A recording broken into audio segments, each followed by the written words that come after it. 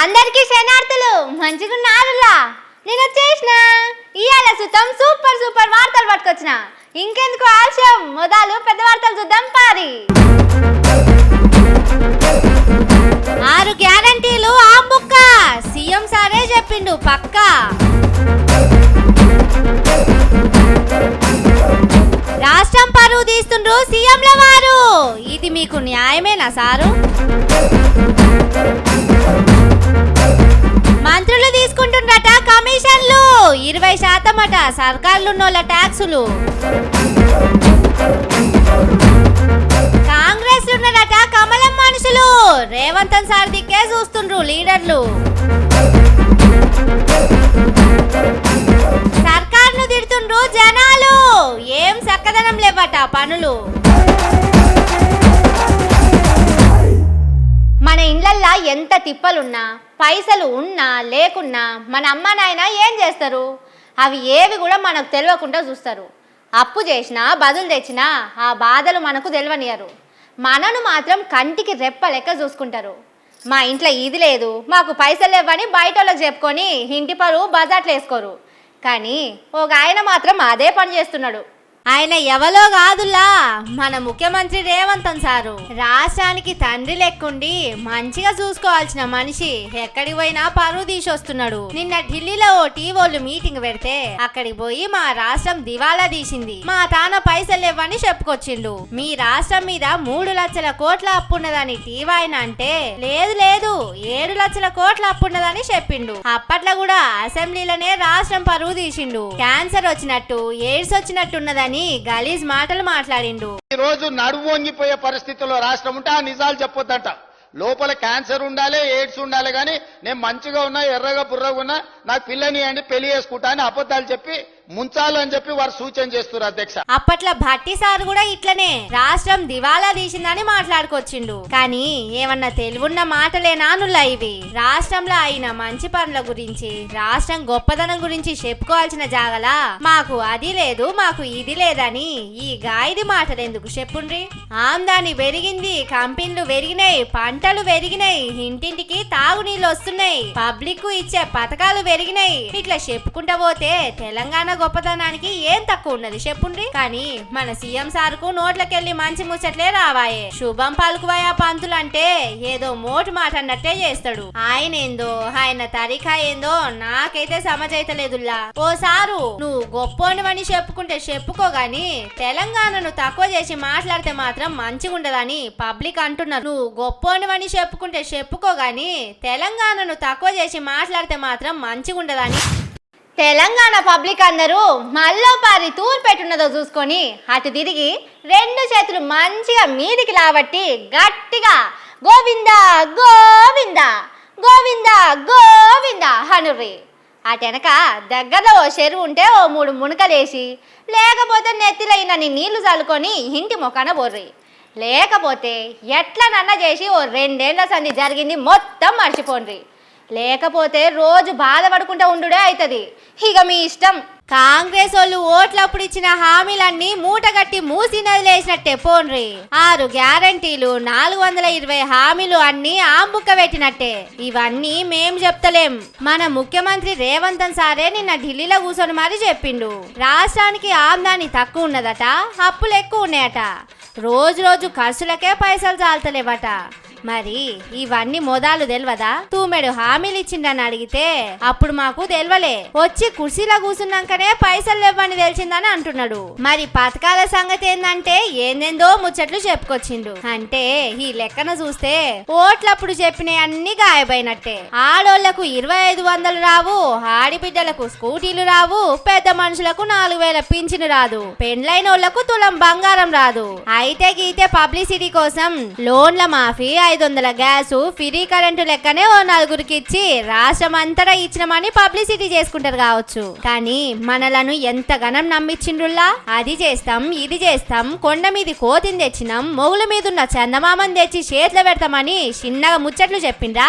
ఇప్పుడేమో మా చేతికి షిప్ వచ్చింది, మీ చేతికి కూడా ఇంకో షిప్ ఇస్తామన్నట్టే మాట్లాడుతున్నారు.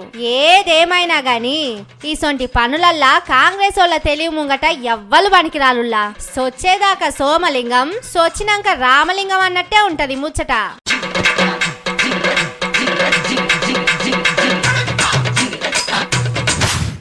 ఉపాయం ఉన్నోడు ఏమన్నా చేస్తాడని అంటారు కదా, మన కాంగ్రెస్ వాళ్ళు కూడా చాలా ఉపాయాల వాళ్ళు ఉన్నారు పోన్రి. ఏడాదిలా ఉష్కె అమ్ముడు, ఉష్కెలకెళ్ళి తైలం తీసుడు, వాళ్ళతోని అయినంత మంచిగా ఇంకెవ్వలతోని కాదు. అసలు తడే లేని కాడ డ్రమ్ముల కొద్ది తైలం ముట్టిస్తారు. వాళ్ళ గురించి ఎంత చెప్పుకున్నా తక్కువనే పోన్రి. వాళ్ళ గురించి వెనకటోళ్ళకి ఎరికే కానీ మనసొంటి చిన్నోళ్ళకి తెలియదు కదా, అందుకే వాళ్ళేందో అందరికి సమజేటట్టు చేస్తున్నారు. గాలొచ్చినప్పుడే తూర్పాల పట్టాలన్నట్టు చేస్తున్నారట సర్కారోళ్ళు. మరి సర్కారు ఎక్కువ రోజులు ఉండదనుకుంటున్నారో ఏందో గాని ఏడ ఎంత దొరికితే అంత సదురుతున్నారట. నిన్న సెక్రటేరియట్ల కాంట్రాక్టర్లు ధర్నా చేసింది కూడా గందుకేనట. అప్పట్లా 2%, 3% ట్యాక్సులే ఉండేనట, అటెనక 10% పెంచిండ్రట. ఇప్పుడు ఎకాఏకిన 20% పెంచిండ్రట. అంటే ఏ బిల్లు ఈడిపించుకోవాలన్నా 100కి 20 రూపాయలు కట్టాలన్నట్టు. 10 నుంచి 20% చేరింది కమిషన్ ఇప్పుడు అనేది ప్రజలందరూ మాట్లాడుకుంటున్నమాట. అటు తెచ్చిన అప్పులకు వడ్డీలు కట్టాలన్నాయే, అటు ఆర్ ట్యాక్సులు, ఆర్ఆర్ ట్యాక్సులు, బి ట్యాక్సులు, ఇంటామె ట్యాక్సు, కొడుకు ట్యాక్సు, బిడ్డ ట్యాక్సు, ఇట్లా ఎన్ని ట్యాక్సులు వసూలు చేస్తున్నారో ఏమో. ఈ వసూళ్ల ముచ్చటి ఇట్లుంటే కాంట్రాక్టర్ మంత్రుల మీటింగ్ లా ఇంకో కథ నడిచిందట. పొంగులేటి సారు కంపెనీ చేస్తున్న ప్రాజెక్టులకు రేట్లు పెంచుతున్నారు, మా వాళ్ళకు ఎందుకు పెంచరని మిగిలిన మంత్రులు లొల్లికి దిగిండ్రట. దాదాపు 700 కోట్ల రూపాయలు రివైజ్ ఎస్టిమేషన్ పేరు మీద ఎస్కలేషన్ చేసుకున్నాడు. మరి ఒక మంత్రికి మీరు 700 కోట్ల రూపాయలు రివైజ్ ఎస్టిమేషన్ ఇచ్చిండ్రు, మరి మాకు సంబంధించినటువంటి ఎంతోమంది కాంట్రాక్టర్లు ఉన్నారు కదా, మరి వాళ్ళకెందుకు ఇవ్వరని చెప్పేసి ఆ మంత్రుల మధ్యలో పంచాయతీ మొదలైంది. కానీ కథ గమ్మతున్నది, ఎవల వైపు తీరు వాళ్ళు జేబులేస్తూనే ఉన్నారన్నట్టు. ఇంకో దిక్కు మా పైసలు ఇస్తలేరని మహబూబాబాద్ జిల్లా బీరిశెట్టిగూడెం కాడ పంచాయతీ ట్రాక్టర్ ను పాత సర్పంచ్ గుంజుకపోయింది. పాపం వాళ్ళ పైసలు ఇచ్చడానికి కూడా కమిషన్లు అడిగిండ్రు కావచ్చు, అందుకే ట్రాక్టర్ గుంజుకపోయిందని ఊరోళ్ళు అంటున్నారు. ఎటు చూసినా కమిషన్ల ముచ్చటనే వినిపిస్తున్నది. ఉత్తర చూసి ఎత్తర గంప అన్నట్టు ఇదే సందని గంపల కొద్దీ ఎత్తి గాదెలన్నీ నింపుకుంటున్నారని బయట పబ్లిక్ మాట్లాడుకుంటున్నారు.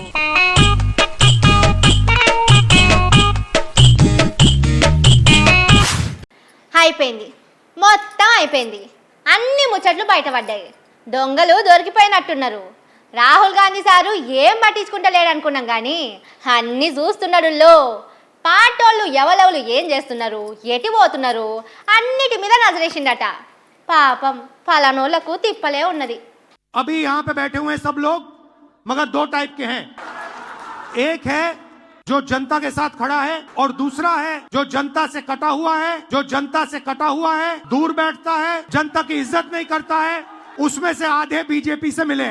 చూసిండ్రా రాహుల్ గాంధీ సార్ ఏమన్నాడో? హిందీలో చెప్పిండు కదా, నేను తెలుగులో చెప్తా చూడుండ్రి. కాంగ్రెస్ పార్టీలో కొందరు జనాలకు దూరంగా ఉంటున్నారట, పబ్లిక్ తిప్పలు పట్టించుకుంటలేరట. అన్నిటికంటే ఎక్కువ బీజేపీలతోని కలిసిపోయిందట, బీజేపీల కోసమే పని చేస్తున్నారట.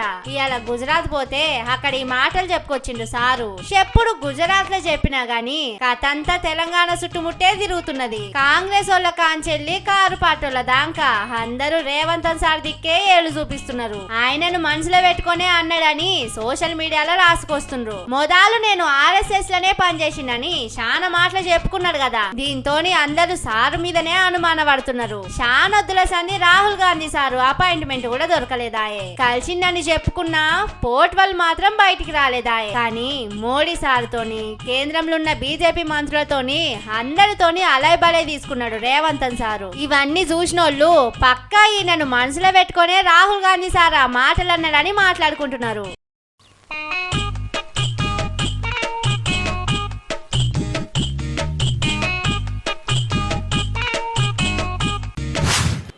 రాష్ట్రంలో కాంగ్రెస్ పార్టీ గెలిచి ఏడాది దాటింది. ఓట్ల ముంగట చెప్పిన అన్ని చేసినామని ముఖ్యమంత్రి మంత్రులు రోజు చెప్పుకుంటున్నారు. పోయిన 10 ఏళ్లలో రాష్ట్రం ఆగమైంది, మేము వచ్చినాక మస్తు చక్కదనం చేసినామని అంటున్నారు. మరి వాళ్ళు ఎంత చక్కదనం చేసిండ్రో పబ్లిక్ నే అడుగుదాం పారి. ఇవాళ మహిళల దినోత్సవం కాబట్టి మొదలు మా అక్కలనే అడుగుదాం, రేవంతన్ సారు పాలన ఎట్లున్నదో. మన సొమ్ము తినలేదు అనుకుంటే మన సొమ్ము తినలేదు నేను ఇయ్యను అనుకోవాలి. పింఛన్ కార్డు నుండి 100 రూపాయల పింఛన్ కార్డు నుండి అలా 2000 చేసినావు. 2000 పోయి గెలిచేదాడు 3000 వేసుకుంటే మాకేమొద్దు 3000 4000 లోడే బాగా 4000 లోడు కాదు దొంగ చూపించిండు. వామ్మో, ఈ అక్కను ఇడిచి పెడితే ఉరికిపోయి సర్కారోళ్ళ ఈ పంత సాపు చేసేటట్టే ఉన్నది. జరగి పెద్ద మనుషులను అడుగుదాం. ఓ తాత మీరేమంటారు?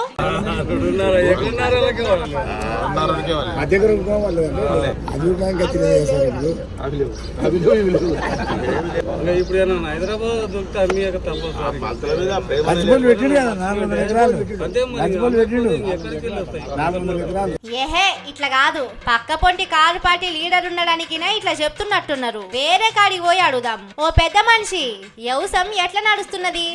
యాతకూళ్ళు 10,000 నాటుకూళ్ళు, 7,000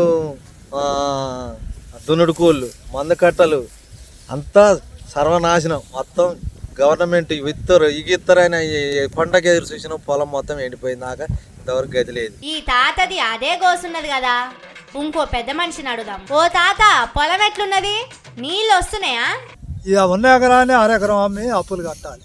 ఇంకా అంతకంటే ఎక్కువ మేము ఏం చేయమండి. చెల్లించుద్ది ఏ గవర్నమెంట్ పంట పండిస్తుంది, ఏ గవర్నమెంట్ నీళ్ళు ఇస్తుంది అని ఆశపడి మేము చేసుకుంటూ 1 ఎకరాన్ని నేలబట్టిపోయినాం. ఏం చేయాలండి ఈ గవర్నమెంట్ తోటి?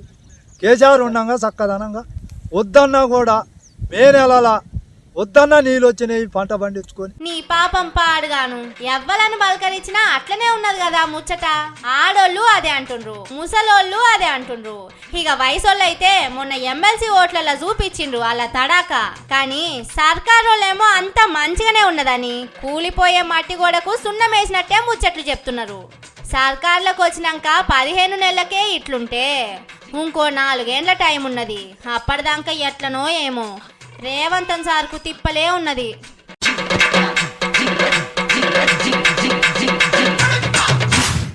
ఇవి అది ముచ్చట్లు. ఇంకిన్ని కత్త నాకు ముచ్చట్లతోటి మళ్ళొస్తా. చూస్తూనే ఉండుర్రి మన తీన్మార్. ఇదే అసలు తీన్మార్.